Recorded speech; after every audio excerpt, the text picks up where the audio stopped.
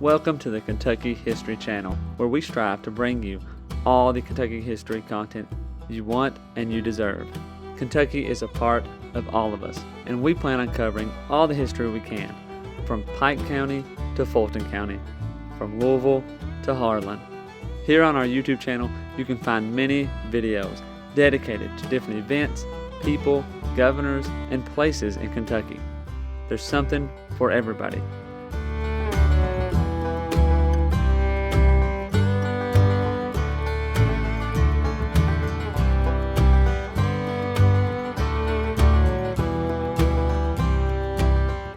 While you're here, if you like the channel, hit the subscribe button and the notification button so you get notified anytime new Kentucky history is available. And if you want to support the channel, we have a Patreon page as well, or patreon.com/kyhistorypod. Welcome back to the Kentucky History Podcast. I'm your host, Jameson Cable, and we're going to be joined today with David Gambrel, a local historian in Lincoln County, and we're going to talk a little bit about Lincoln County during the Civil War. Real quick, if you don't care to kind of like give us your Kentucky Lincoln County connection, Well, I'm typical of a lot of folks. My maternal grandfather moved from the coal fields of eastern Kentucky to the promised land of Parlor Grove, Kentucky in the early 1940s. And my father was born in Knox County and then grew up in Bell County and left the coal fields to go to promised land of Cincinnati, a far away place. And my mother was orphaned, and between her junior and senior year of high school, went to work at White Castle Hamburgers in order to pay her. She was the only one of 10 children to graduate from college, and or graduate from high school, excuse me. She met my father while she was there and went back after high school and married him. And I was born, my brother and I were born there, and my father was killed in an accident while I was 4 months old. Mom didn't want to raise her boys in the city by herself and moved back to Lincoln County. So I was born in Cincinnati. And there's a lot of people that have relatives in Ohio through that. Mm-hmm. So I've lived here all my life. I was the first Lincoln County High School graduate to get the Social Sciences Departmental Award when I graduated from high school in 1979. I became the first in my family to earn a college degree, and I was editor of the newspaper for 12 years and was Lincoln County PVA for 24 years, been the pastor for 29 years. And as I mentioned, my son is, we're the only father and sons to be Eagle Scouts in history in Lincoln County. He's a senior at Eastern, and my wife is from Perryville, and we live on a little baby farm in southern Lincoln County, the three of us and our 16-year-old cat, Walter. Oh, that's an old one. He's more popular than I am. I love history. I've always loved Civil War history. What really, really hooked me on Lincoln County Civil War history is when I interviewed Joe Grimes, whose uncle rode with Morgan. And then when I interviewed Bonnie Hayes' great granddaughter. About service in the Union Army. That really endeared me to that. Yeah. I've put together 2 self-guided walking tours of Civil War soldiers buried at Crab Orchard and at Double Springs and Waynesburg, and we're currently working on upgrading the one at Crab Orchard because it really is the Crab Orchard. The tour is really it is the story of the Civil War in this part of Kentucky. Yeah. I'm toying with the idea of doing the same thing. There's some really good Civil War stories in Houstonville, and about replicating what we've done at Waynesburg and at Crab Orchard. With that, I have actually coached the Eagle Scout Service Project of identifying all the veterans at Buffalo Springs, and like I said, Sean Hamilton did that for his Eagle Scout project, and then Tina Hitchner has made it her passion in retirement, and so this past weekend, flags were put out and we put out 1,300 flags of the veterans buried at Buffalo Springs. One of them I'll lobby for needs to be on the courthouse monument, 20th century Civil War or battle casualties. John Yeah. Hubb died as a part of the Mexican border war Yeah. when Jack Pershing was sent to pursue um, Pancho Villa for his raid into the United States. And John Wiley Hubble of McKinney died in the hospital in Texas, and I would like to see his name put on our 20th Century War Memorial Yeah. there Yeah. in the courthouse. He's buried in Buffalo Springs, and so I have I've done those. I've been involved in various heraldry groups with the Civil War, and have marked approximately 50 unmarked Civil War soldiers' graves in Lincoln Wow. County. That's pretty good. And got some more that that I'm aware of that I'm working. All right. Well, Right? that's pretty impressive. Makes Yeah. me tired. um, Well, it's interesting. I have copied. Dr. William Pettis was. He's not listed as a doctor on the roll of the 6th Kentucky Confederate Cavalry, but he was. And yeah. he's referenced in the. There's an excellent book, To Die at Camp Douglas, that mentions him. But his grandson lived to be near 100, David Pettis, and he let me scan all of Dr. Pettis's letters home from Camp Douglas. So Um, where was Camp Douglas Camp located? Douglas, Chicago, Illinois. Mm-hmm. It was a Union prison camp. Um, locally,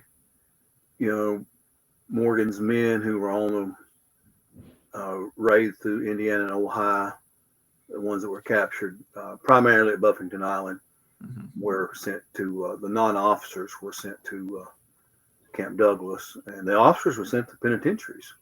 Mike Softly was sent to Allegheny, Pennsylvania prison, penitentiary, and we have a picture, CV of him, and I made a copy of it in a crisp new uniform, taken in prison camp.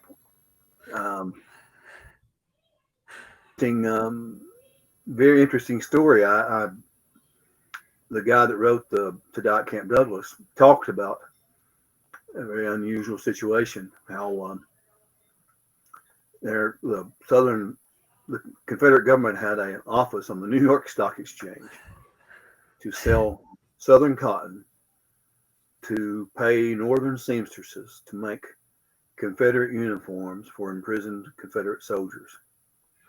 Wow.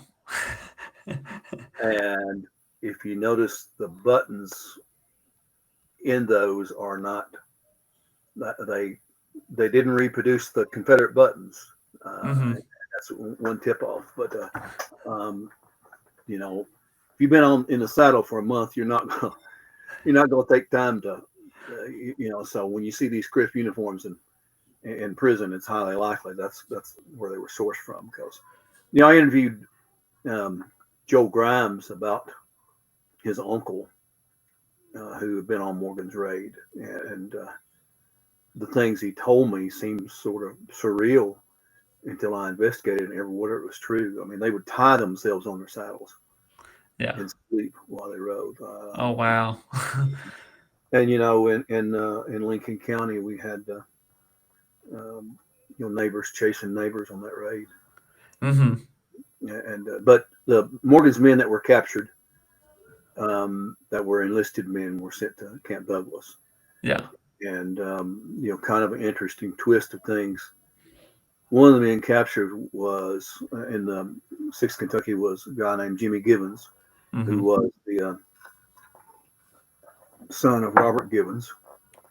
His sister Elizabeth married Captain William Fortunatus McKinney, who was a Union soldier. And so Captain McKinney is in Tyler, Texas, in prison. Jimmy Gibbons is in Camp Douglas, and Elizabeth Gibbons McKinney is home dealing with her brother fighting against her husband fighting against her brother. In fact, Bob Noe, who was descendant of Captain McKinney, and said sometimes things were, he was told in the family, sometimes things were tense. You know, Jimmy came here. But Jimmy Gibbons escaped. And somewhere I have a letter. He wrote about the conditions at Camp Douglas. And you know, if you read and to die at Camp Douglas, there was deliberate cruelty to the imprisoned Confederate soldiers. Not saying it was, it certainly was at Andersonville. I had two ladies that were born 1911, 1916, respectively, whose uncle, Robin Wall, had been in Andersonville. And I remembered when he would take his shirt off on his back, it was marked with lice bites all over the back of it. Oh man. And, Oh. it, so it, you know, it was a horrible time, Yeah. but War. but, you know, Camp Douglas was, and in fact, on my to-do list at Hubble a few years ago, I discovered, or a friend of mine had brought me a photo of a tombstone that had been broken in half. We don't know where the top of it is, and the guy was an Engelman, and it said died at Camp Douglas, the date. And I took that and checking out the various rosters, determined who that was. And actually, one of the working with the landowner, we're working on getting a proper marker for that soldier who died at Camp Douglas. Mm. Well, yeah, that's one thing is, I mean, do you find that a lot people like replacing old tombstones and stuff, or? It's gotten harder, you know. I've been it's been kind of a mission and a quest of mine to do that. VA a few years ago really tightened up the regulations, so it's gotten harder. Mm-hmm. You know, there are groups around dedicated to that in Lincoln County and the surrounding area. Some folks that I'm associated with, we've marked dozens Mm-hmm. of graves over the years, and you can still do that. You just the regulations are a lot more strict. But if you're at Walmart in Stanford, across the parking lot there as you head north, there's an African American cemetery by the name of Barrows, and the late Dr. Ann Stewart Butler, who was the first director of the study for excellence of the Center for Excellence in the Study of Kentucky African Americans at Kentucky State. She and I worked on getting those graves marked. And the USCTs, the U.S. Colored Troops, are, and that's what they're referred to. Their records are extremely interesting because in nearly every situation, it tells who their slave, their master was. And for a couple of reasons. One is it was credited to the draft quota for that county, and the slave masters have been promised reparations that will pay you for your slaves that you allow to join the Union Army. In fact, I have Dr. Pettis's letter. Yeah. It was a letter from October of 1865, and he's in Texas buying cattle, and he's writing back home asking, "Have we got paid for our slaves yet?" And he says, "I don't think we ever will." He's Wow. right. Well. but we marked 6 of those. I since then have discovered there's a Ross who was USCT that's buried there in an unmarked grave. Mm-hmm. That's on my list to do. There's a Larkin Van Hook at Goshen, who was an Indiana infantry unit that I found his grave a couple of years ago, and we're working on getting a stone for that. So yeah, there's a lot of that. It's slowed down because of the restrictions, but Yeah. a lot of heraldry groups, Sons of Confederate Veterans, Sons of Union Veterans, are very involved in. Well, in Yeah, I bring it up mainly Memorial Day a few days ago. Like this past weekend, we went to a family cemetery, and some of the stones are just so beat up, and Yeah. they're old, hundreds of years old in some cases, and like I just kind of wondered how often that was a priority, Well, or if there was a system to get it replaced. there if it's a VA marker, there is a system to get it replaced. It used to be real simple. You could make the primary source, quick source for Civil War service is the Adjutant General's report, and at my urging, the Lincoln County Library got the Adjutant General's report for both Confederate and Union armies. Oddly enough, they didn't have the Union till they already had them for the Confederate, but they're 2 volumes each, blue and gray, and all you had to do was make a copy of the cover page and send in the information. They'd send you a stone. Now you have to have actual source, compiled service records. You have to have a statement from the sexton of the cemetery, and you have to have the next of kin requested. And, Wow, yeah.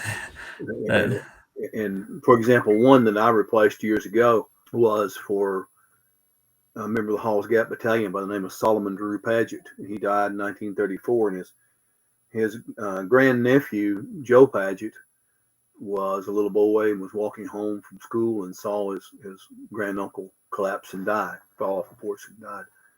And he'd always remembered that. And all that Solomon Drew Paget had to mark his grave was a little disc with his initials on it. Well, under the current regulations, the VA considers that properly marked. Oh yeah. Huh. At that time, this was in 2009, Mm-hmm. we ordered a marker and you know, got that. So the regulations have changed, and Mm-hmm. you can still do it just a little more difficult. And then on the Kentucky Historical Society's webpage, and I urge anyone that is interested in restoring, rehabilitating grave markers to go to that and download their manual on how to, properly, do that to preserve the integrity of that. Worst thing in the world is do not use a wire brush or a pressure washer on tombstones. People do that. I mean, Oh yeah. I've, and and there are some green, some green products that are the most recommended, out there. They're expensive, and I get chastised in it, but I found the best thing that works for me is a stiff brush and water and ammonia. And that's in their guidelines, but some people have decided, no, that's, you can't use that. And, but it's worked fine, and it's in the KHS guidelines. But, again, I would urge people to do it. And if nothing else, just reach out to the Kentucky Historical Society about doing that. But there's lots around. And one of the interesting things about Lincoln County, Garrett and Boyle County were not included in this, but in 1941, the WPA, Works Progress Administration, which was a New Deal program, conducted a veterans grave registration for veterans from the Mexican War through World War I at that time. And even if the graves are unmarked, they did a schematic showing the location of that grave and the source of where they got the information. And those are on file, Kentucky history. That's how I located a lot of, in fact, these ones at the Barrow Cemetery, that's how we located the exact location of those graves is through those records. And that's a wonderful, wonderful source. Now, you got to keep in mind, There's some phonetic spellings, and sometimes people fall out about what to call cemeteries. Uh, the Manual Cemetery at Pine Grove was also known as the E. James Cemetery, and so you got to keep that in Yeah, names of places, names of cemeteries tend mind. to change sometimes over They time. they do they do, and it's interesting among the African American tradition. The name Green Hill was applied to cemeteries for whatever reason, and there's a great misconception. Lincoln County, in Crab Orchard, Hmm. and in Stanford at the Buffalo Springs, there's segregated cemeteries. And in fact, two graves we marked: James Vandiver, elderly African American gentleman that took care of the African American section of the Crab Orchard Cemetery. Um, he and I worked on getting two of those, Moses Fish and William Tucker, um, get their proper markers for their graves. And then at Buffalo Springs, that actually has a separate deed and the African American section, and it is Green Hill. I found the the deed for that, and in fact, the Eagle Scout project I coached, we located graves of all the soldiers we could, and a lady named Tina Hitchner has taken that research and ran with it to an extreme degree. And there's I think 1,300 veterans buried at Buffalo Springs, but in the African American section, there were a dozen or so, and two of them we could not find a stone for, but they are on the Veterans Grave Registration. So it's just a matter of me finding the time to go to Frankfurt and You pulling that know, record. So we'll be able yeah. to. But most notably at the Green Hill is Napoleon Bonaparte Hayes, who Bonneville is named for. Okay. Oh yeah. And it's his story was very, very fascinating. Um, he went to Camp Nelson, joined the 12th U.S. Colored Heavy Artillery, and because of that, he became free. And I interviewed his great niece or great granddaughter. Um, there were a lot of refugees that followed these men to camp in Camp Nelson. There was a real famous episode where some of them froze to death after being expelled from camp. And so apparently, this, Boney Hayes in his new crisp blue uniform is marching by his family in camp. And I'm going to say it exactly how the great granddaughter said that um, her ancestor, who was Boney Hayes' aunt, said to her, he said, "Oh, Auntie, ain't we ski-daddling pretty?" And the interesting thing is that in December of 1865, Boney Hayes' slave master had died. His name was Hugh Hayes. And in his will, he dispensed his slaves. And in his will, he had said who Boney's new master was going to be. And in December of 1865, 8 months after Appomattox Courthouse, there is a deed where the slaves of Hugh Hayes were given over to the new owners. So there Hmm. was not full emancipation in Kentucky Yeah. at the war's end. The interesting thing is, if you look at his will, Boney Hayes is willed to one of his descendants, Hugh Hayes' descendants, but in the deed, Boney Hayes is not included. So, had it not been for his service, his service literally won his freedom, Yeah. Wow. and that's pretty incredible. And I um, It took the 13th, 14th, and 15th Amendment really to bring emancipation to Kentucky.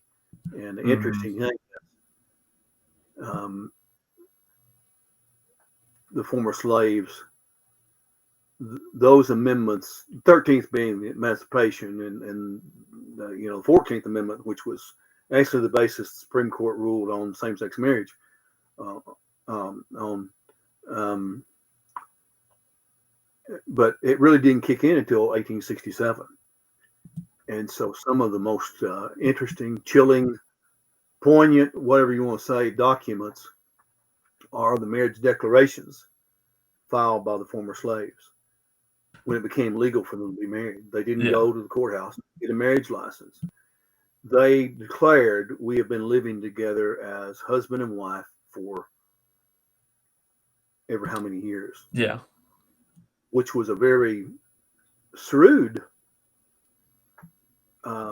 move because they understood the legal ramifications of sometimes, even today, you have to be married to someone for so long to draw their Social Security benefits. And so they understood that. And the only time I know that came into play, that there was an Obadiah Higgins who died in the Civil War, who was African American, and he was married to an Owsley. These were around the Walnut Flat, which is on the west side of Cedar Creek Lake now. Yeah. Is where they live. And of course, they couldn't legally be married. Obadiah died in the Civil War, and after the war, his wife, who couldn't legally be his wife, applied for a widow's pension, and her slave master contained an affidavit in that stating that they couldn't be legally married because they were slaves, but she indeed was his wife, and she got her widow's pension. Hmm. Huh. That's good. You um, yeah, that's so. I mean, when you think about Lincoln County as a whole, and far as the Civil War, there wasn't any. Living here and so forth. I know, the Crab Orchard Baptist Church used as a hospital. I know that kind of stuff, but and then a few miles down the road you got Perryville and so forth. Um, but outside of that, any kind of, I mean, besides skirmishes, anything like that would like happen in Lincoln County, I guess. Besides just like I guess what Yeah, was there were a the lot. overall whole, Yeah, there was a lot. Of course, Perryville essentially ended battles in Kentucky. There weren't any engagements in Kentucky after that. But Crab Orchard, and we failed to appreciate. I mean, Crab Orchard was the garden spot of this part of the world. The macadamized road, which was a sort of a form of paved roads, yeah. ended. Hmm. If you went south or east in Kentucky, all you had were dirt roads from Yeah. there on. Crab Orchard was so well known that when George Lightning Ellsworth, who rode with Morgan, um, dispatches to London Times in England, the date line just said Crab Orchard, and everyone understood that meant Crab Orchard, Kentucky. Yeah. When Alexander Carman, who was a Union soldier, escaped from prison and was walking through East Tennessee, and he was from Middleburg, I'm sorry. Hmm. And by the way, Carman's Lane, Lincoln County, is named after him. He escaped. He lived in Middleburg, from Casey County, and he stopped for help in East Tennessee. And the people said, "Where do you live?" He said, "I live near Crab Orchard." And so Crab Orchard Springs was known worldwide. Hmm. And but yeah, some of the Confederate soldiers buried there.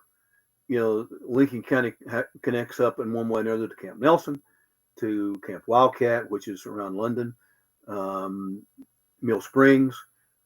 George Thomas, the commander of Union forces at Battle of Mill Springs, camped at Crab Orchard before that battle. And then, Perryville, there were and in fact,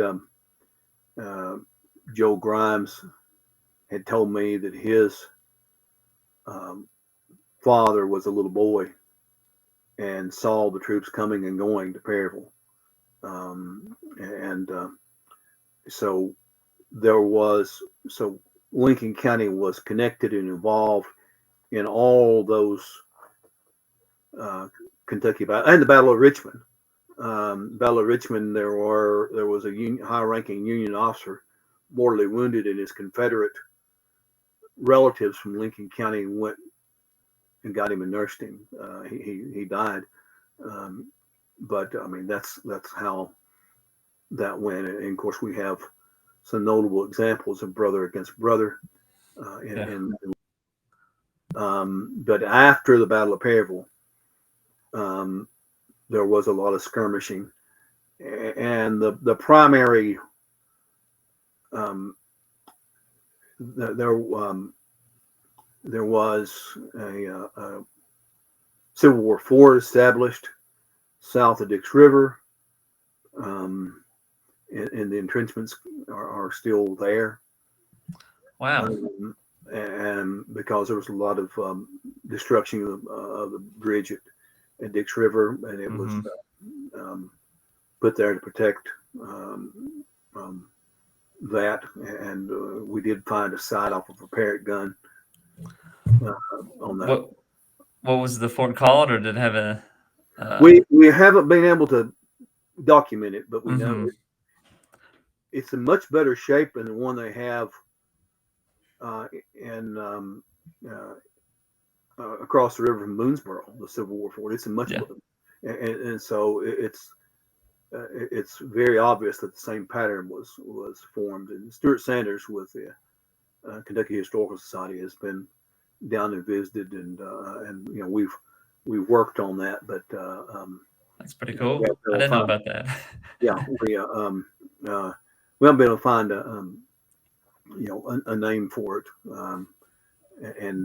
but so there was a lot of skirmishing, and one way or another, the primary combatants in the skirmishing in Lincoln County after that were commanded by James Bridgewater, who was either hero or villain, depending on which side of the rock barrel you were on. But he would form toward the end of the war the Hall's Gap Battalion, and they did a lot of skirmishing, and Lincoln County in some ways became not quite as bad. In Eastern Kentucky, it became a very feudal system where people, and it continued for for decades. I mean, there's some indication that the origins of the Hatfield and McCoy feud is based in Civil War animosities. That's a discussion for another day. But there was a lot of raiding and small skirmishes in Lincoln County through the middle part of the county. The Ohio infantry came through and corduroyed the road. It was so swampy. We have an area in Lincoln County referred to as Maple Swamp, which is, if people are familiar with the Highland Elementary School, it's going to be southeast of there. And I grew up on the east side of US 27. And it had only been built a few years when I was little, and it was very swampy then. The water table has lowered. It's not near what it was, but pretty much at the time of the Civil War, it was pretty much a swamp down that whole what would be 27 corridor, and they had to corduroy the road. And I have an account from Ohio infantry soldiers that it was the swampiest place it had ever been. Wow! And so they came through there, and I can't think of one of the little Confederate general that actually commanded in the Spanish-American War. His name is escaping me now. He was through this area as a as a part of that activity. And one of the more interesting ones is out on the ridge in Highland. I interviewed a fellow by the name of George Ross, who was a deacon at Mount Moriah Christian Church. And George, the Rosses were members of the Christian Church, which places a huge emphasis on baptism. And they were pro-union. Mm-hmm. And this wounded Confederate soldier came to their house. Of course, George wasn't alive. His father had told him this, he was a little boy. And the family nursed him, took care of him in his last days. Actually brought a horse trough in the house, filled it with water, and baptized this Confederate soldier, and took me and took him out on the ridge and buried him. Wow. And took me to that gravesite. And he said, you know, for a lot of years, people would go decorate that, mm-hmm. that grave. It's just in the middle of a hayfield now. There was a lot of activity. We're going to pause right there with David Gambrel, a local historian in Lincoln County who's done loads of research about Lincoln County and the Civil War. Thank you for listening. We'll see you next time. Welcome to the Kentucky History Channel, where we strive to bring you all the Kentucky history content you want and you deserve. Kentucky is a part of all of us, and we plan on covering all the history we can, from Pike County to Fulton County, from Louisville to Harlan. Here on our YouTube channel, you can find many videos dedicated to different events, people, governors, and places in Kentucky. There's something for everybody.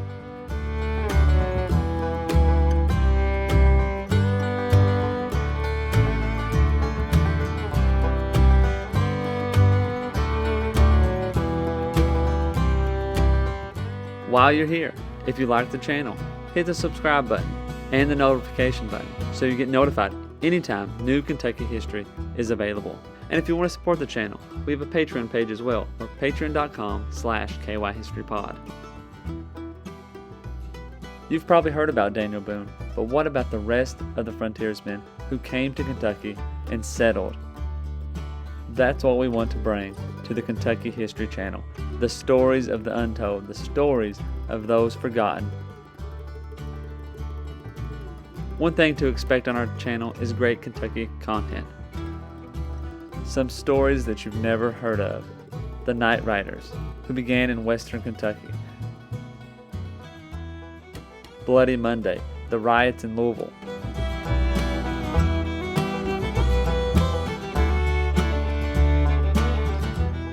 The assassination of Governor Goebel, the only governor ever assassinated in the United States. Stories from all over Kentucky, stories that are unforgettable once you've heard them. You can find out who counties in Kentucky are named after and how your county got started. From beginning to end, we plan to document every county in Kentucky, all 120. Reach out to us on all of our social media platforms.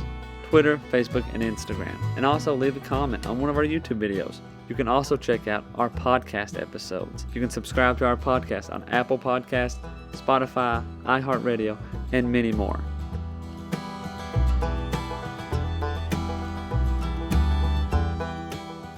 We're always seeking to find more Kentucky history so we can bring it to you.